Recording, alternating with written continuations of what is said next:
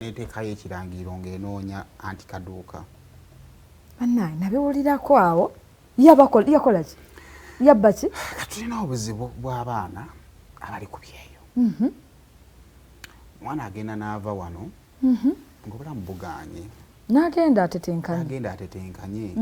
Naye bambi olumu obulamu bwe bugaana ate ekirowoozo ky'obulamu okutereera nga tonnatuuka gy'olaga olumu tekikola ki? Tekijja. Kati bamala kulinnya ne bagenda batandise okufuna kasente batandika okulowooza ku by'okwekulaakulanya. Kati olumu tugenda okuva e Kampala abakazi muleka abasajja mu buliri. Omukazi n'akuleka mu buliri okanda mumulinda bakugamba oyise omwezi gumu nti omukazi yagenda Saudi. Oba olumu abafamily tobeesiga. Kakati ffe munnanga ababeera ku mutimbagano okwo babefuula abagezi abafuula abatemanyi buli kimu obulinga akwesiga folowa wabadde akugoberera ebbanga. Akyo abantu balina endowooza eri bweti nti maama asobola okunziba naye Florence ono alina ekyokufiirwa tajja kunziba. Ate era ne bwanziba ye nsobola omukaliramu ne mmusiba. Kyosaakola maama. Kakati kati kategore gye bali era gye bali abeesiga public figures be bakola ki?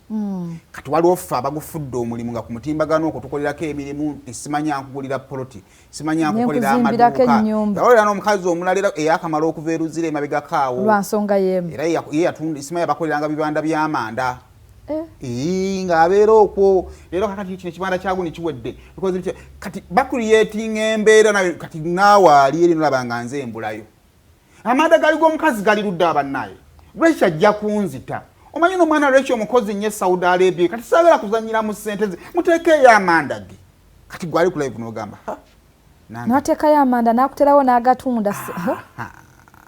Katonda yali atandika bizinesi yakukolera dduuka ka kiyosiki. Bannange lwaki oba olisikenga ssente zootya otyo kaduuka n'azikwata mu bungi bwe kapa si z'omu si babiri si z'omu si za babiri. Era obanga mabigaka walabako ku nfuufu eyali waggulu mu bbanga kizibu akaduuka yali adduka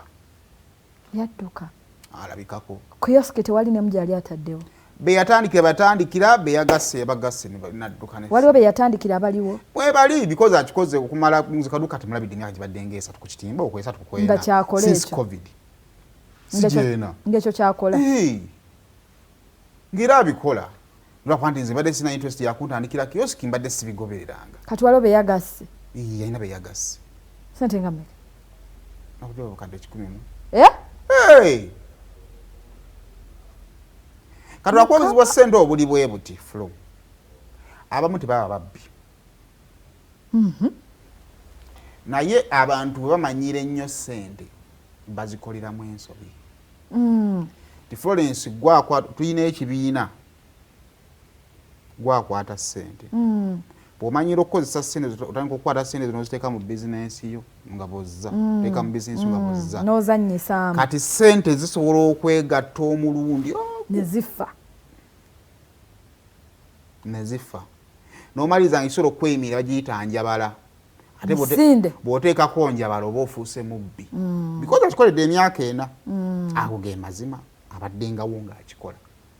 Kati ina mmala mutuukirirawo n'akuwa story y'entuufu what happened naye nga mu byonna ng'omuntu nze alabyeko ku ssente kuzannyisa ssente nti nina wana akakadde kamu balina bwe bakeetaaga nenkateekayo ne kazza kati lumu n'ogamba kambala eddiiru lumu bana buli omu agenda okumpa obukadde obutaano nze gyewo ddiiru eneemu ezinaava mu eri ddiiru nzikomyewo wano nezigatta. Kakati tolina gw'ogenda kunnyonnyola olumu kutomeza waliwo omwana mulala yali ku mutimbagano awo oli yajja n'amusomera n'amugamba kakati omanyi ze kampani yange erinamu obuzibu naye nkyalina layisinsi kakati gubeera ng'akoze kampani etwala abantu ebweru omuntu omuggyako ssente bwe ziti g'olyako commission bwoti najja n'atandika okwererejja abaana ne bajja buli ajja gwajja ku commission ye ng'awayo n'akwata akasente kakwata n'awamu bukadde 7 oli we yakwata obukadde 7 naye ng'ono kati ono ali mu kifaananyi ky'obubbi ku 7 ayinza okuba taweezaako na bukadde 10 taatwalako n'omu bonna baba batunuulidde gwe twakwasa ssente bulungi kakati kuzanyira mu ssente awo wakati awo science ali awo atera okuvaako ebifantu ebifaanaganako bwe bityo kale anali ne Shamim yangamba nti yabasooka baana bajjanga nga bamubuulira naaweza akaduuka message kaninga akaduuka tamuddamu kyendowooza maybe tutuuka time nebikufunza nga nekyokudda kukikola ki tokirina kale n'obuzibu bwe butuuse abamu bagamba bannanga abaana lwaki oba weesiga omuntu gwotakola ki nakyo kiri awo naye obuzibu buli bwe buti bamama abaziridde bomu bamanyi bangi Saimo naye kasita ebyo byonna obitegeera tereka akasenteko anti neeri bazibba gwe tomanyi era baŋŋamba bano ababangaali obwo bwe bamba olulinganga obukanzu kaabwe abo sente ezibalimu tozimanyi muwendo ate bwazibaankinganga andijukira kati mukama wo kati ng'omwana w'ekiyumba mukama wayo alina okukufulumya ogenda okola ki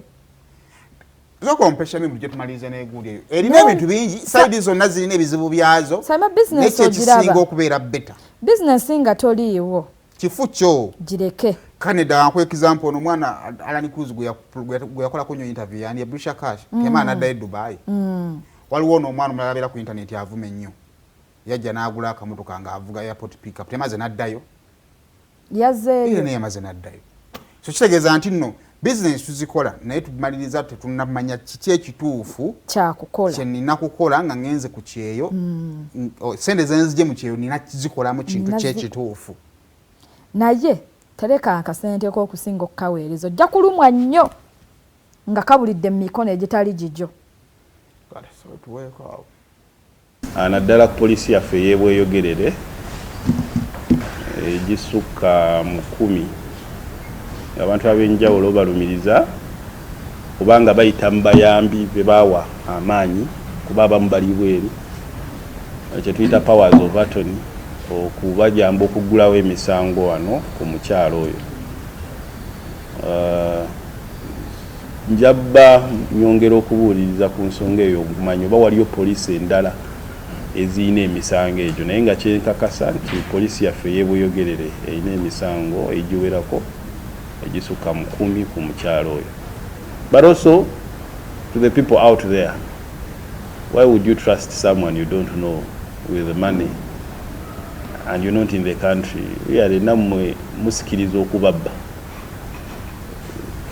mulekerawo kuteeka abantu bano mu mbeera ey'okubeera nga bababba buli ssaawa kuba oli bweru toli mu ggwanga ate osindikira omuntu ssente mbw akugulirewo bizinesi bw'otamanyi nga n'ab'eŋŋanda bo bakulema okwesiga kati oneesiga ono omuntu gw'otamanyi. So ebintu ng'ebyo tubirekeraawo. Mawulire ge tufuna mbu yadduse mu ggwanga naye ekyo kyakakasibwa ne immigration amukunoonyereza kwe tuliko tujja bba tubategeeza oba mwali oba taliimu. Nina messages kisi yange yazeeka ziringanga za bakadamu oba bataano nga bonna bampeereza message ezo nga anti kadduuka bamubanja ssente. Nina enkola bwe bampeereza ekintu ku ggwe oba ku muntu yenna nsooka mmuweereza message era baziweerezaako ne be bampeereza ne mbikuweereza okubuuza oba obimanyiiko. Nawe mpeereza kadduuka ebintu ebyo ne mugamba sortinga abaana abo ng'ebintu ebyo tebinnaba kuva mu ngalo kuba baba nga batufunye ffe bajje bakutugambe obulumi bwabwe kitegeeza bagenda kufunayo omuntu atafaanana nga nze ajja okujja abiteekeyo. Kyamukola bubi nti teyanziramu but saayagala nnyo kubeera nga mmunyigiriza because teyampa her side of the story. Kaakati amwana n'asigala waliwo yabiraba waliwo omuwala omu yasigala nga bw'aŋŋamba nyambaako ke kasente kange ne mugamba namuweereza ebintu bino nninda akole ki anziremu mpulire side of the story. Naye kaduuka yasookera eyo saga yasooka nejja nga kaduuka bagamba bamubanja ssente simanyi oba mujjukira bulungi. Kaduuka ndowooza naafuna engeri gy'akiyitako omulundi guno kiyinza okuba teyasobodde kiyitako. Kati basiga nnyo abantu abali ku intaneti kuno ate basingayo okuba wabbi be bayita bo nti baserebu baabwe okitegedde. N'agamba nze neesize Saimo oba Shamimu nze sisobola kumuma bakadaama nti basiru nedda era kaduuka bw'aba yabikola tewaliwo ekimugirako nti mubbi. Siraba lwaki mukutta omuntu omuyaaye mwagala okubeera nga mumuwa ekifaananyi ekirungi bw'aba yabba bakadaama balina right yonna eddizibwa ssente zaabwe.